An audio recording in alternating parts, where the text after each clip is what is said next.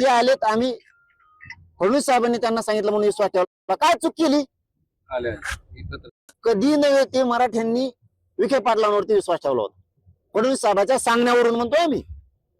फडणवीस साहेबांनी सांगितल्याशिवाय भाजपच्या एकाही मंत्र्याचे टप्पर नाही व्यासपीठावर यायची. एवढं दडपण आहे त्यांचं त्यांच्यावर. तरीही मी ते आलेत, आम्ही फडणवीस साहेबांनी त्यांना सांगितलं म्हणून विश्वास ठेवला. काय चूक केली? मराठ्यांनी काय चूक केली? विश्वास ठेवणं. माफ केलं का आम्ही? आम्ही तुमच्यावरती सत्ता सोपवली. काय राव तुम्ही येड्यात काढायला लागलात या समाजाला.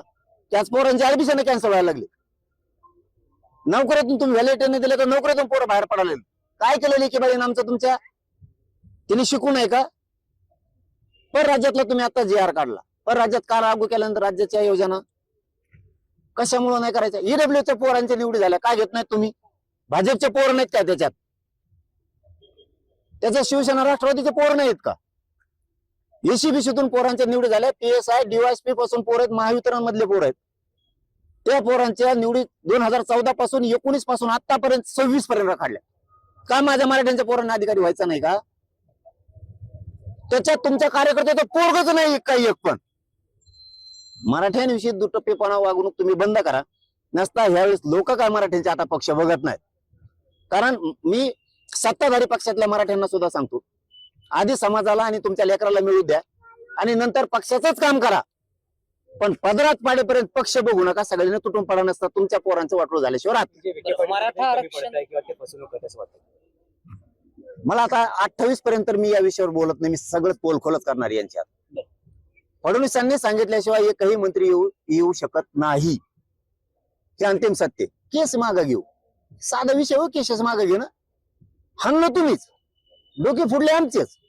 आमच्या ह्या बहिणी रक्ताच्या थाळ्यात पडल्या आणि आमच्यावर तुम्ही 307 केला. इतकी मगरुरी, एवढी सत्तेत मगरुरी कधीच नसून आहे.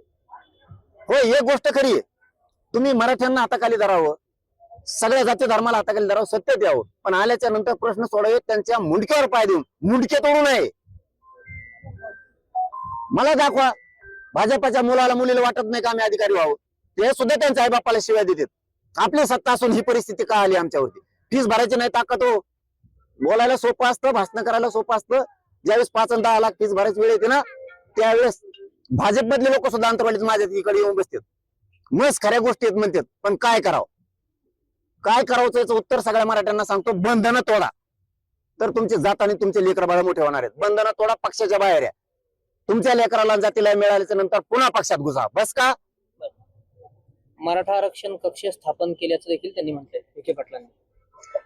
4 टाळके एकत्र आले म्हणून स्वतंत्र मराठा आणि कुणबी मंत्रालय स्थापन करायचं म्हणून तुम्ही स्थापन करत नाही. काय चुकीची मागणी केली मी? त्यांचं म्हणणं आहे 7-8-9 मंत्री ओबीसीचे आडवे पडायले. नाव हे मी 29 ऑगस्टला सांगत, आता घेत नाही. उगाच रोष कोणी कोणावर व्यक्त करू नका. ते म्हणले मराठ्यांना काय गरज आहे मंत्रालयाची? मी सांगितलं मग ओबीसीला काय गरज आहे? त्यांचं मत होतं की मराठ्यांना राज्य मंत्रिमंडळाची उपसमिती आहे, म्हणजे विखे पाटील साहेब त्याचे अध्यक्ष आहेत. मी सांगितलं त्यांना सुद्धा ओबीसीना सुद्धा ओबीसी मंत्रालय आहे आणि ओबीसीची सुद्धा राज्य मंत्रिमंडळाची उपसमिती त्याचे अध्यक्ष बावनकुळे साहेब आहेत. आम्ही आतापर्यंत मराठा म्हणलो ओबीसीला देऊ नका, द्या की, पण ओबीसीला असं म्हणू नका मराठ्यांना मंत्रिमंडळाची गरज काय.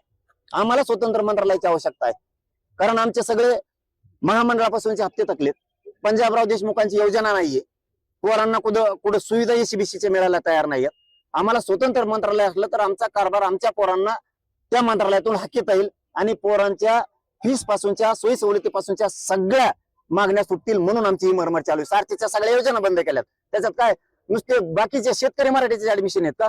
भाजप, शिवसेना, राष्ट्रवादी, काँग्रेसचे ऍडमिशनच नाहीत का त्यांच्या पोरांचे? आपली एक चूक झाली, शेवटचं सांगतो.